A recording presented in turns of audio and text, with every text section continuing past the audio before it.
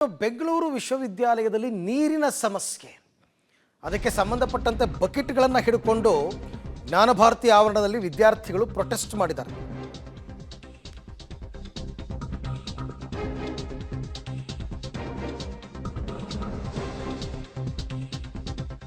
ಬೆಂಗಳೂರು ವಿವಿಯಲ್ಲೂ ಕೂಡ ನೀರಿನ ಸಮಸ್ಯೆ ಕಂಡು ಬರ್ತಾ ಇದೆ. ಜ್ಞಾನಭಾರತಿ ಆವರಣದಲ್ಲಿ ವಿದ್ಯಾರ್ಥಿಗಳು ಪ್ರೊಟೆಸ್ಟ್ ಮಾಡಿದ್ದಾರೆ.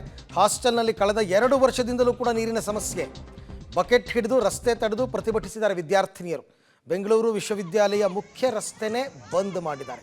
ಪಾಪ ನೀರಿಲ್ಲ ಅಂತಂದರೆ ಪಾಪ ವಿದ್ಯಾರ್ಥಿನಿಯರು ಎಲ್ಲಿ ಹೋಗಬೇಕು, ಏನು ಮಾಡಬೇಕು? ಅದೊಂದು ನೀರಿನ ಸಮಸ್ಯೆಯನ್ನು ಬಗೆಹರಿಸೋಕ್ಕೆ ಇವ್ರ ಕೈಲಿ ಆಗಿಲ್ಲ ಅಂತಂದರೆ ಮತ್ತು ಇನ್ನು ವಿದ್ಯಾರ್ಥಿಗಳನ್ನ ನೀವು ಹಾಸ್ಟೆಲ್ನಲ್ಲಿ ಇರಿ ಅಂತ ಹೆಂಗೆ ಹೇಳ್ತೀರಾ?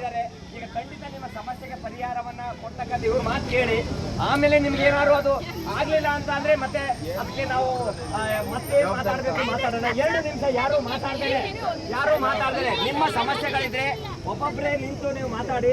ದೇಶದವರು ಇದ್ದಾರೆ, ನಾವು ಅವ್ರ ಜೊತೆ ಇದ್ದು ಖಂಡಿತ ಅವ್ರಿಗೆ ಆಗ್ಲಿಲ್ಲ ಅಂದ್ರೆ ನಾವು ಜೊತೆ ಇದ್ದು ಅವ್ರನ್ನ ಕರೆಸಿದ್ದೀನಿ.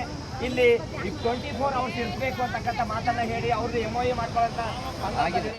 ವಾಟರ್ ಪ್ರಾಬ್ಲಮ್ ಇದೆ, ಮೇನ್ ವಾಟರ್ ಪ್ರಾಬ್ಲಮ್ ನಮಗಿರೋದು. ಇಲ್ಲಿ ಹಾಸ್ಟೆಲ್ಗೆ ವಾರ್ಡನ್ ಅಂತ ಯಾರು ಇಲ್ಲ, ಇದ್ರೂ ಅವ್ರು ಬರಲ್ಲ, ನಾವು ಇಲ್ಲಿವರೆಗೂ ನೋಡಿಲ್ಲ. ಮ್ಯಾನೇಜರ್ಗೆ ಏನಾನ ಹೇಳಿದ್ರೆ ಅವರು ಆ್ಯಕ್ಷನ್ ತಗೊಳ್ಳಲ್ಲ, ಇರ್ರೆಸ್ಪಾನ್ಸಿಬಲ್, ಸಿಂಗ್ಲರ್ ಆಗಿ ಮಾತಾಡ್ತಾರೆ ಹುಡುಗಿರ್ನ. ನೀರಿಲ್ಲ ಸರ್, ನೀರು ಬಿಡಿ, ಬಟ್ಟೆ ಒಗಿಬೇಕು, ಎಲ್ಲ ಏನೇನೋ ಪ್ರಾಬ್ಲಮ್ಸ್ ಆಗ್ಬೇಕಂದ್ರೆ ಎಲ್ಲದಕ್ಕೂ ವಾಟರ್ ಬೇಕು ಸರ್. ಮೇನು ಕುಡಿಯೋಕೆ ನೀರಿಲ್ಲ. ನಿನ್ನೆ ವಾಟರ್ ಇಲ್ಲದೆ ಕುಡಿಯೋಕ್ಕೆ ಎಷ್ಟು ಪರದಾಡಿರು ಅಂತ ನಮ್ಗೆ ಗೊತ್ತು. ಎಕ್ಸಾಮ್ಸ್ ಟೈಮಲ್ಲಿ ಸರ್ ವಾಟರ್ ಬೇಕು, ಪವರ್ ಇಲ್ಲ, ಏನೂ ಇಲ್ಲ. ಏನು ಸರ್ ನಾವು ಮಾಡೋದು? ಯಾರಿಗೆ ಹೇಳೋದು ನಾವು? ಸರ್ ವಾರ್ಡನ್ ನಮ್ಗೆ ಗೊತ್ತೇ ಇಲ್ಲ, ನಾವು ನೋಡೂ ಇಲ್ಲ ಸರ್ ಇಲ್ಲಿವರೆಗೂ. ಏನಿಲ್ಲ, ಹೈಜಿನಿಕ್ ಇಲ್ಲ, ಸೊಂಪಲ್ ನೀರು ಹೆಂಗಿದೆ ನೋಡೋಗಿ ಸರ್ ನೀವೇ. ಅದನ್ನೇ ಎಲ್ಲದಕ್ಕೂ ಬಳಸ್ತಾರೆ. ಒಂದು ಟ್ಯಾಂಕರ್ಗೆ 600 ಮೆಂಬರ್ಸ್ಗೆ ಆಗುತ್ತಾ ಸರ್? 6 ತಿಂಗಳಿಂದ ಕರೆಕ್ಟಾಗಿ ನೀರೇ ಬರ್ತಿಲ್ಲ, ಕುಡಿಯೋಕ್ಕಂತೂ ನೀರೇ ಇಲ್ಲ.